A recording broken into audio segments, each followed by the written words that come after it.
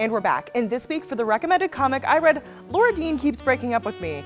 And it showed me that we really never grow out of being teenagers and feeling all those intense emotions that we felt when we were teens. They're just as intense. We just let life get in the way, or maybe I'm just very sensitive. And then we're gonna take a hard turn to The Butcher of Paris. That's right, come ye around the computer screens, around the phone screens, and let me tell you, or rather let the team of people who worked on this comic tell you about one of the most prolific serial killers you've never heard of. I hadn't heard of them either. So without further ado, let's talk comics.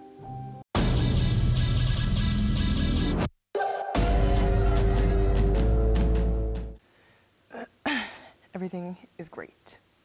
All around me are familiar faces, worn out. We're gonna start with Laura Dean Keeps Breaking Up With Me first. Now, we stand an LGBTQ inclusive comic that isn't forcing any token characters.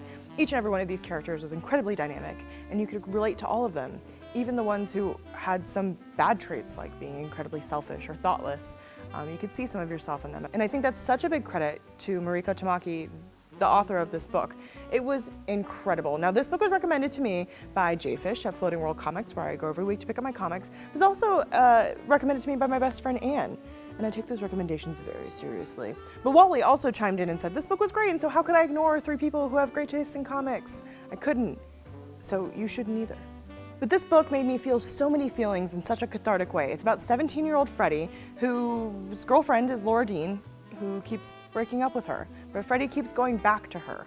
But you don't need to be a 17-year-old lesbian to understand what this book is trying to tell you. It's the idea that sometimes there are people in our lives who are just so magnetic that we can't seem to break out of their pull, and that the highs with them are so high that even though the lows last for longer than the highs, we still find ourselves trapped in their pull. And I think that everybody can kind of relate to something like that, whether that be a friendship or a relationship or something in between. And when that happens, the relationships around us start to suffer.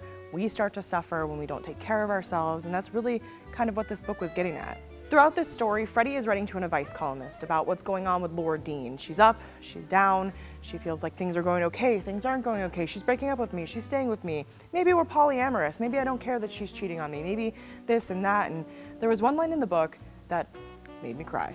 It says, "It's true that giving can be part of love, but contrary to popular belief, love should never take anything from you." Big adult lessons from a book whose protagonist is 17. Graphic novels are amazing, and everyone should be reading graphic novels. And once I finished this book, I felt just so relieved and good and like melancholy in such a lovely way. And I literally could not wait to recommend this book to somebody else. So Lindsay, I'm coming for you. Because that's the best part about reading books, right? Is just passing them on to your friends so they can also enjoy and feel all the feelings. This book was so good, I cannot recommend it enough. It was beautiful on the inside. It has this incredible black, white, and pink sort of motif that just like really draws your eye in, and it was such a delight to look at as much as it was a delight to read. I really can't recommend this book enough to anybody in your life. Like I said, you don't have to be like the protagonist to relate to this story, but it's also super cool that the protagonist is Asian, she's 17, and she's a lesbian. Like, we love to see diversification, and by we, I mean me. That's the royal we, the royal me. And I'm really enjoying reading your recommendations, so if you have one for me, find me on Twitter. Here's my Twitter handle. I would love to hear what you're reading and what you think I should be reading. It can be old, can be new, can be manga or a graphic novel or a collection of comics or something, anything, concept art, I don't care. I want to look at it with my eyeballs and then talk with you about it. That's the point of this channel. So now we're getting into my pick of the week, and I like true crime. So we're gonna talk about The Butcher of Paris. Look, I know The Butcher of Paris is a far departure from Laura Dean Keeps Breaking Up With Me, but those are the 2 things that I like: crime and comics. That's what I do here at KGW for the most part, and so this was very on brand. And who does horror comics better than Dark Horse? I'm asking you, but my opinion is that they do it really well, and this was an extremely intriguing book. Now, I thought the beginning was a little slow when I read it through the first time, and then I read this after, done by the author, Stephanie Phillips, and I went back and read the comic with new eyes. It was really incredible, such insight into why they're writing this comic. So this comic takes place in Nazi-occupied France, and it will tell the story of this prolific serial killer, Marcel Petiot, I think. I don't know. I took German, not French. So when I say it's going to tell his story now, it's telling the story of this very not well-known serial killer who could have been responsible for up to 200 deaths, but through the lens of basically occupation and hatred towards Jews and the suffering that was part of the Jewish experience during that time. And Marcel didn't just kill 200 people. He posed as somebody who would help Jews escape Nazi-occupied France and preyed on them. So most of his victims were Jewish people who were coming to him desperate, and that makes him a true monster. And I just thought it was so interesting how the author came upon this. They said that they were reading a book about Nazi-occupied France, and there just happened to be one throwaway line about Marcel Petiot.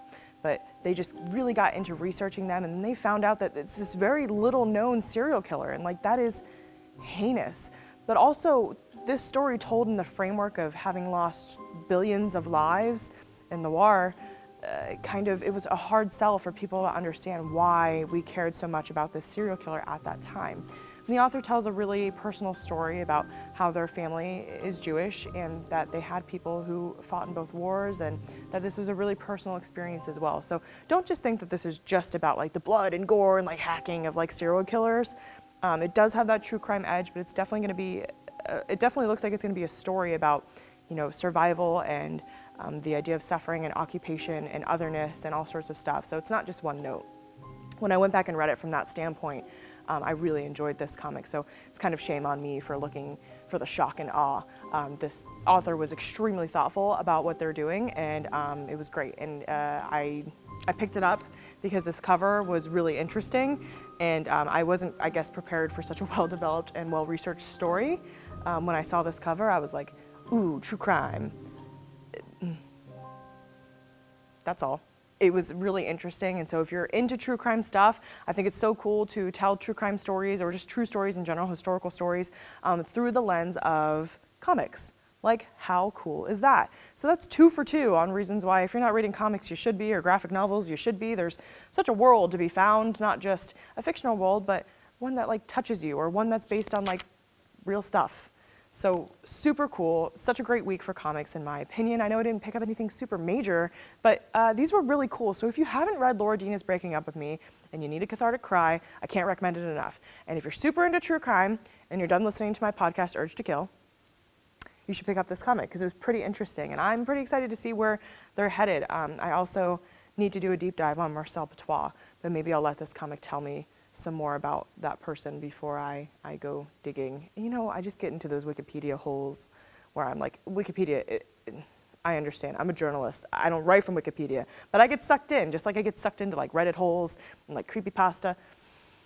Anyway, what I'm saying is, pick up comics, read them, let me know what you're reading so I can read it too and we can chat about it. You can find me on Twitter, again, here it is, hello_destiny, and let's read some comics together.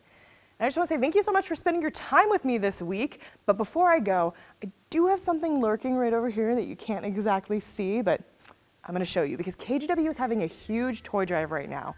I know this looks like a mountain of toys because it is, but we're trying to get 50,000 toys to give to local kids for the holiday season because they deserve it. So if you have any capacity to donate, please visit kgwtoy.com/wishlist and donate a toy or a book.